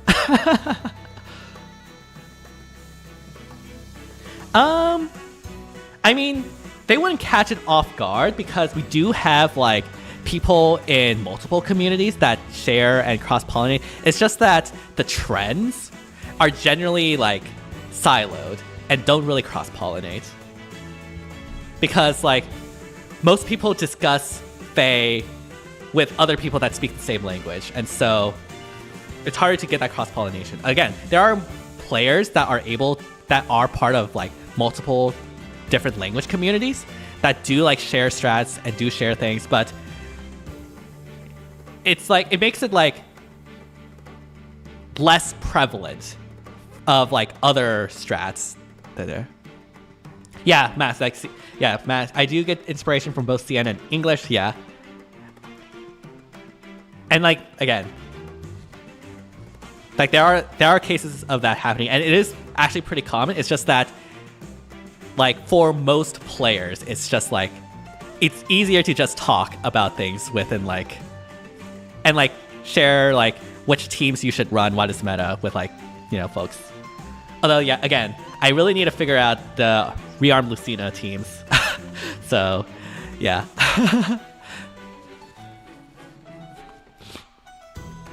But yeah, that is basically all for that analysis. I do want to like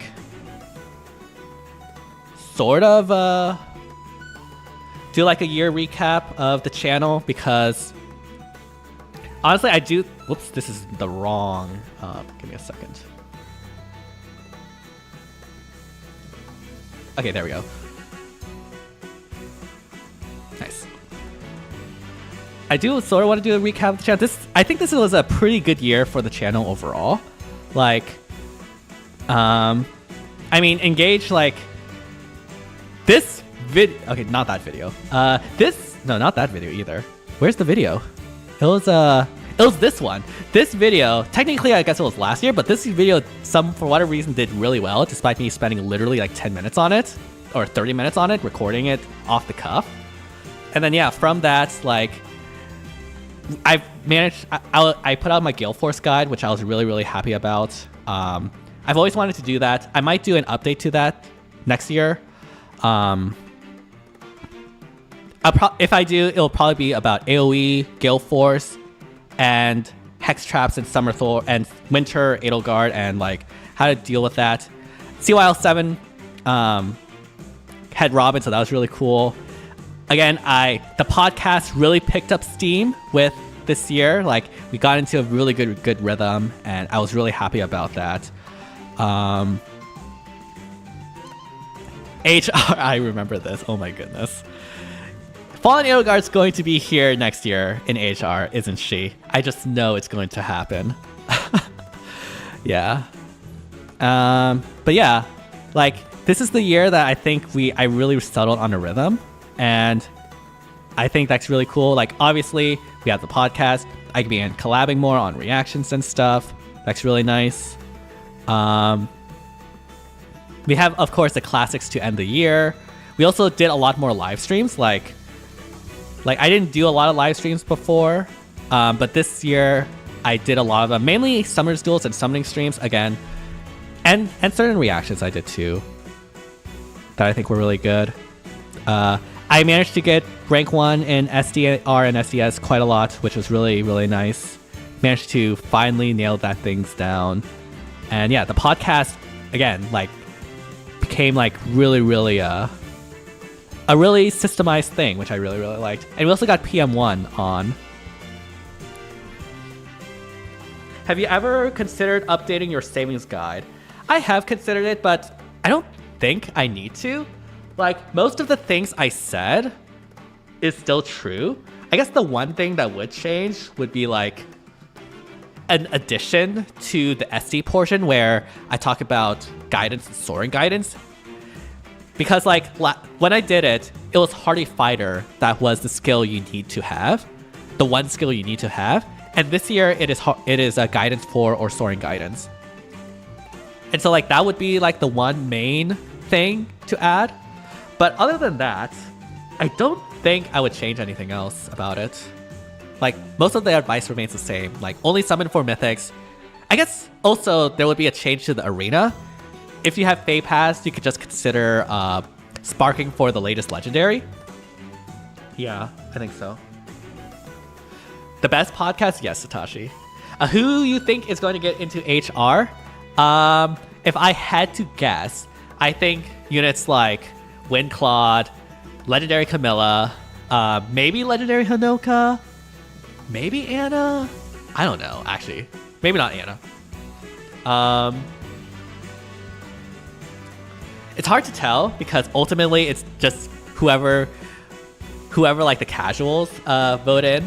But I will guarantee Fallen Edelgard will probably be there and she'll ruin our days. What are you hoping for Brave Golvex refined in the future? Probably a way to pre-charge AoEs. That would be my hope. So I don't have to use Valoria.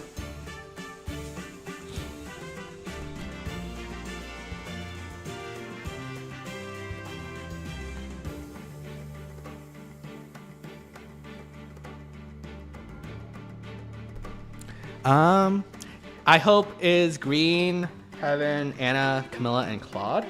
That'd be cool. Yeah.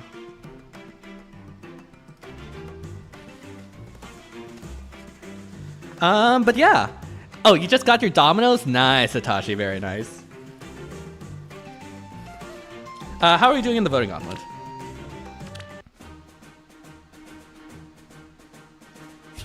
Round 2 will end. I know round 2 will end. Ooh, I don't know if that's enough to beat Bulk. Huh. Yeah, I think this is a loss. Oh well, it's fine. Plans and goals for 2024. I want to get more people on the podcast. We did get PM1 around CYL time, which was really, really nice. And I want more people to be on it. It's just really hard scheduling. Like, already 3 people is kind of difficult, but 4 people is just like really, really hard. And so, yeah, I do want to do it though. Obviously, I want to get Reagan to where is she? Where'd she go? Hello? Reagan to plus 10. So that is 2 more merges. Hopefully that will happen in February. And then after that, I want to work on my light mythics because right now I need more merges on Peony and Milla. That's basically my game goals, besides obviously like continuing to reach rank 1 in SDR or SDS, and I will make evaluations depending on what there are on the trailers and stuff. As far as other things for YouTube, eventually, hopefully 3K subscribers. I'm 250 away-ish. Not that I really care, because after 1,000, it's just all sort of the same, honestly. You get monetized, and that's all that's important. I would like to expand, do more guides. Like, and expand like more like the type of videos besides like ether raids stuff and reactions and tier lists and stuff, because like I like making guides and I like explaining my thought process and doing like video essays on what I think about the game. And so I would like to do more of that. There was this video where I wanted to basically make a video on why exactly FEH like weapon text or skill text is like so huge and what they could do to fix it. People think, oh, all you have to do is get rid of like all the extra text in the brackets and just make it like a toggle. But that's actually not correct. Because the problem is that conditions are not systemized in a way that, or like consistent. Like we have like, everyone has like different conditions for the same effects, which in a way is really nice because it allows for unit flexibility, but it does come with the downside of not being that systemized so that you can make things more legible. And I wanted to do sort of a video on that and what I would do to try to like resolve some of those things. I also want to do videos, again, more about like how I view the game in terms of orb management or like gameplay when it comes to like what I consider most important. It's action economy and movement. I want to do sort of like Summoner's Duels analysis of matches and stuff. There's like a lot of things I want to do. It's just that I never really are able to, just due to the time like constraints that I have. But I would like to do it, you know. It's a dream, right? It's a dream. But yeah, I think that about does it, honestly. Like, thank you everyone that stopped by for 2 hours. I really, really do appreciate it. Again, this is just, you know, just a sort of chill stream to end the year off. And yeah, hopefully y'all enjoyed it. Thank you everyone. Again, I didn't say this before, but I will say it now. Thank you all so much for an amazing year. Like, the reason why I'm doing this is because of y'all, like all of you supporting me and stuff. Like, I really do appreciate it. It's really fun. And yeah, this was an amazing year. Thanks to y'all. Here's to better things, even better things in the future. And yeah, hopefully, yes, thank you so much, Mask. And yes, hopefully everyone has a good 2024. Here's to even better and brighter things for FEH and for FEH tubing in general. But yeah, I will end it off now. I guess I can do my little spiel. If you did enjoy the content, be sure to like, subscribe, hit the bell, all that jazz to help support the channel. Only takes 5 seconds to subscribe, but it truly does help the channel a lot, and I really do. I appreciate all the constant support. And yeah, again, thank you everyone that dropped by. Everyone that stuck to the end, I really do appreciate it. And yeah, hope you all have an amazing rest of New Year's Eve, or the New Year's if it's that time. And yeah, thank you all so much for watching, and here's to 2024. Bye everyone.